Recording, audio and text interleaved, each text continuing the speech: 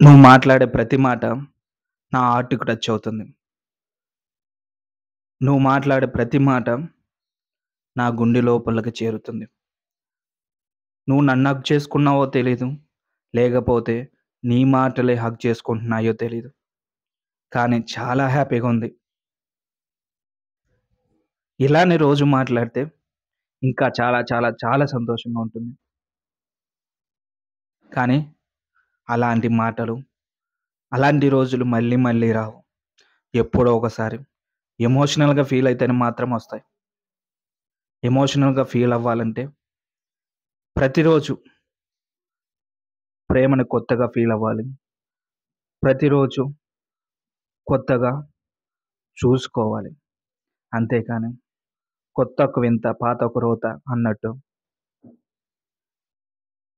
రోజులు గడిచే కొద్దీ మనిషిని నార్మల్‌గా చూడటం, అలవాటయిపోయాడులే అనుకోవటం చాలా తప్పు. అలా అలవాటయిపోయిన వాడు దూరం వెళితే అస్సలు తట్టుకోలేం. ఇంక అంతలాగా అలవాటవ్వటానికి, అంతలాగా చూసుకోటానికి ఎవరు రారు. అలవాటైనోళ్ళని ఇంకా ఇంకా బాగా చూసుకోవాలి.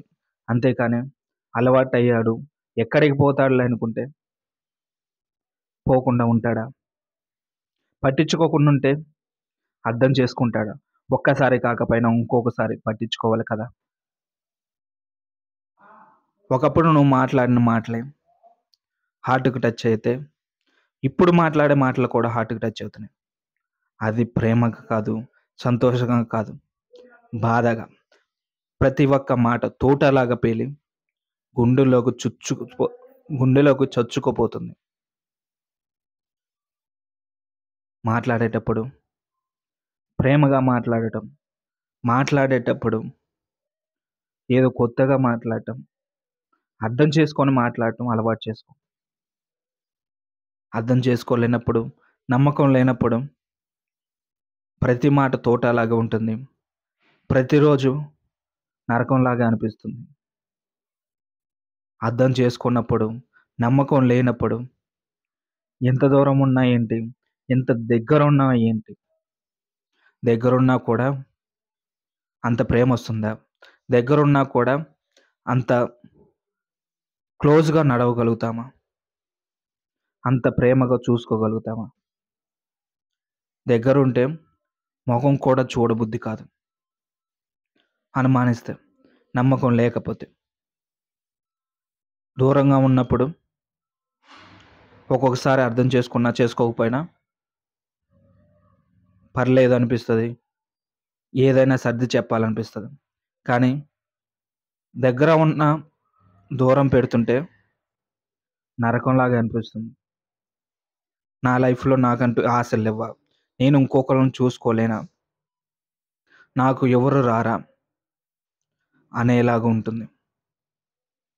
ఎవరు రాక కాదు. ఎవరు మాట్లాడక కాదు. నువ్వు అలవాటైనట్టు ఇంకొకరిని అలవాటు చేసుకోలేక,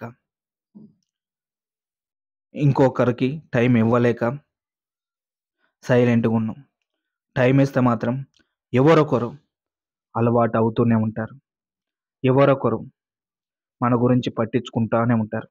అది మోసం చేయని, లేకపోతే మంచి చేయని, పట్టించుకోవటం మాత్రం గ్యారంటీ.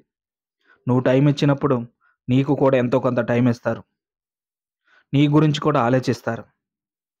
వెన్నుపోటు పొడిచినా, వెన్ను తట్టి నిలిచినా ఏదైనా నీ కోసమే.